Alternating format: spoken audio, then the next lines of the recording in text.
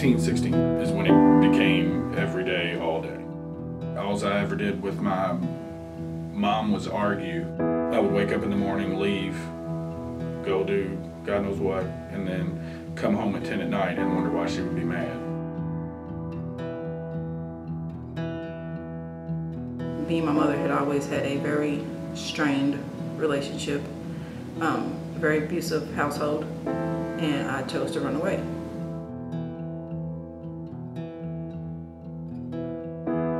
The environment that I lived in with my mom was so different than my aunt. There was a lot of party environment in my mom's home and illegal use of drugs. That was a huge adjustment. My father was there, and then a lot of the time while I was growing up, he was in penitentiary. In the end, I felt like I'm on my own. I have to try and get myself everything that I need.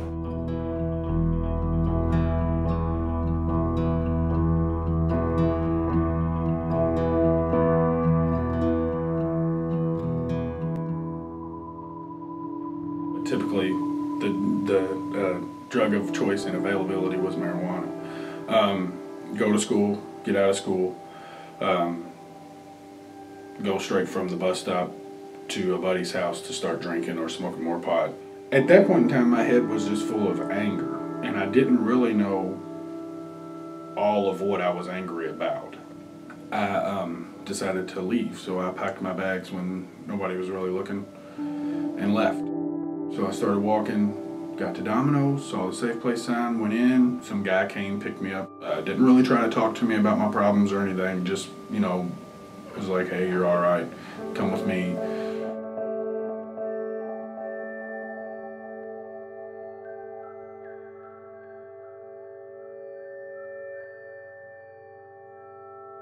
I will definitely say that Safe Place did keep me out of the system. Safe Place really just brought a lot of people that unconditionally cared. Probably the earliest and most painful memory that I have is when I was about 5. I remember being at this young man's house who was 18, and him and his mother watched several children. He ended up raping me, and my mother, when I went and finally got the courage to tell her, she beat the hell out of me. I mean, she beat the hell out of me. After that, it's like the only thing I remember was riding home in a cab with no panties on. And that was, and it's amazing being 5, but that's the one thing I remember. That's the one thing I remember.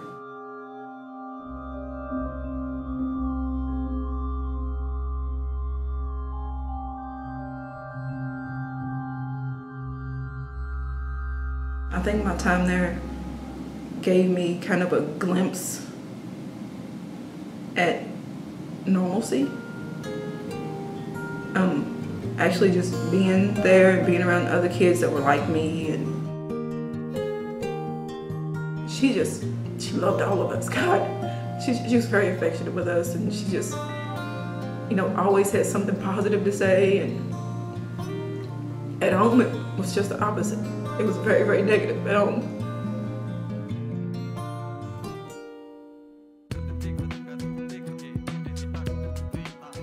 At 14 years old, I felt like I had to become a man. I was the last person to be enrolled. I was enrolled the day before we went on our trip to camp, and luckily I got in. When I finally decided to express my story and what was going on in my life, I felt a sigh of relief. It was like a weight had been lifted from my chest. To my surprise, there were other youth who were going through a lot of the same things that I had been going through. Why now? It's a program designed to help people. I mean, if you need help, if you need help and want help, they're going to be there for you. And once you're enrolled, I mean, there's no getting rid of them. They're gonna stick by your side. It's like a tight-knit family. That's the only thing I can say about it. They help me fill a void in my heart.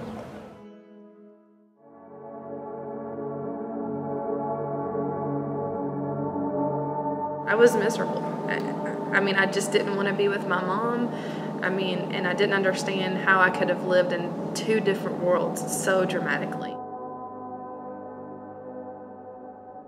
remember the counselor to this day that helped me, and she was so kind. And I remember sitting in her office, and she called Safe Place, and I remember they escorted me to Safe Place that day, and it was just, I felt instantly welcomed at Safe Place.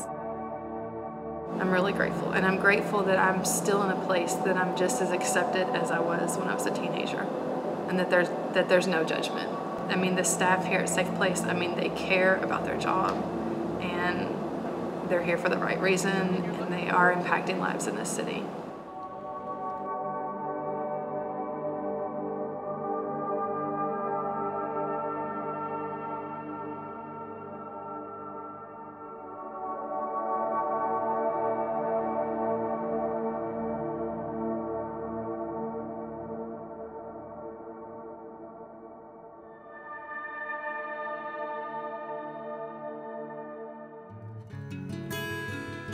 What makes me feel good at the end of the day is that these kids have somebody to talk to, that they actually have me, and I can say that I'm doing something, whereas instead of sitting on the sidelines and watching whether or not they like me or they don't like me, they know that I am here for them. They know that I am here trying to work with them. Austin, that I go out with, he is amazing. He tells me how they really try to meet the kids where they're at instead of where you expect them to be. Having been a runaway myself, I kind of know a little bit about what it's like. If it wasn't for YMCA, truthfully, I have no clue where I would be at right now. They helped me stay focused and stay on the right path, kept me on my grades and in the books, and helped me to stay away from the streets.